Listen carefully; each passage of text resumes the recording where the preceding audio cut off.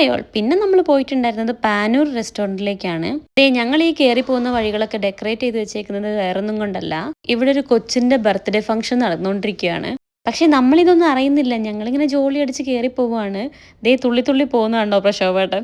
അങ്ങനെ കയ്യിൽ കിട്ടിയ ഒരു പന്തും തട്ടി വിവേകേട്ടൻ മുന്നിൽ പോകുന്നുണ്ട്. ബാക്കിൽ കാശീരിയും പിടിച്ച് പ്രശോഭേട്ടൻ, അതിന് പിന്നാലെ ഞാനും ഉണ്ണിയും ഞങ്ങളിങ്ങനെ പോയിക്കൊണ്ടിരിക്കുകയാണ്. ഇത് ഫ്രണ്ടിലൊരാൾ നിൽക്കുന്നത്, ഇത് കൊച്ചിൻ്റെ അച്ഛനാണെന്ന് തോന്നുന്നു.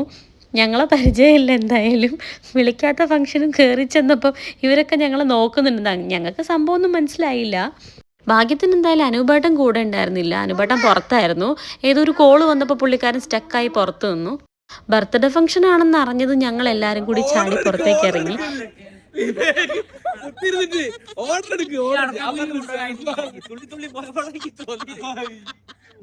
പാനൂരിൻ്റെ 2 സൈഡ് ഉണ്ട്, ഒന്ന് ബാക്ക് സൈഡ് ഒന്ന് ഫ്രണ്ട് സൈഡ്. അപ്പോൾ ബാക്ക് സൈഡിൽ കൂടെ നമ്മൾ പോയിട്ടുണ്ടായിരുന്നത്. യൂഷ്വലി നമ്മൾ പോകാറുണ്ട് ബാക്ക് സൈഡിൽ കൂടെയും. പക്ഷേ അവിടെ ഇങ്ങനെ ഒരു ഫംഗ്ഷൻ ഉള്ള കാര്യം നമുക്കറിയില്ലായിരുന്നു. പിന്നെ നമ്മൾ അവിടെ ബോർഡ് കണ്ടപ്പോഴാണ് ബർത്ത്ഡേ ഫംഗ്ഷൻ ആണെന്ന് മനസ്സിലായത്. അപ്പോൾ നമ്മൾ വേഗം ചാടി ഇറങ്ങി. ഇതാണ് നമ്മുടെ പാനൂരിൻ്റെ ഫ്രണ്ട് സൈഡ്. അങ്ങനെ തന്നെയും പിന്നെയും സെയിം കോമഡി തന്നെ അടിച്ചുകൊണ്ട് നമ്മൾ നേരെ ഫുഡ് കഴിക്കാനിരിക്കുകയാണ്. കാശിക്കൊണ്ട് എന്തായാലും ഒരു കാര്യം ഉണ്ടായി. അവിടെ നിന്ന് ഒരു ബലൂൺ കിട്ടി, അത് വെച്ച് തട്ടിക്കളിക്കുക ഉണ്ണിയും കാശിയും കൂടെ. ഞങ്ങളങ്ങനെ ഫുഡൊക്കെ ഓർഡർ ചെയ്തിരിക്കുകയായിരുന്നു. അപ്പോഴാണ് സൂപ്പ് വന്നത്. പിന്നെ റമദാൻ സ്പെഷ്യൽ തരിക്കഞ്ഞിയും ഞങ്ങൾക്ക് കിട്ടി. നല്ല സൂപ്പർ ടേസ്റ്റ് ആയിരുന്നു അത്. എനിക്ക് ഇത്ര ഇഷ്ടമായി.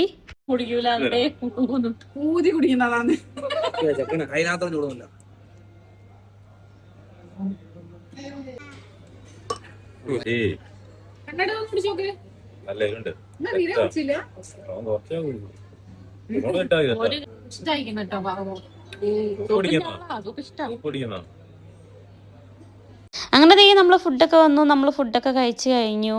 അതേ അവസാനം കാശിക്കോട്ടിന്റെ കോഴിക്കാൽ പ്രയോഗം ഉണ്ടായിരുന്നു.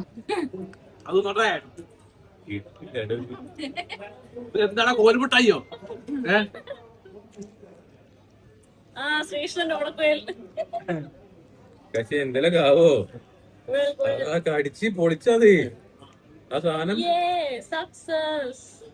നായക്കുട്ടി അടിച്ചു പൊളിച്ചതിന്റെ മൂല ഏകദേശം തീരുമാനമായിണ്ട് പോരത്.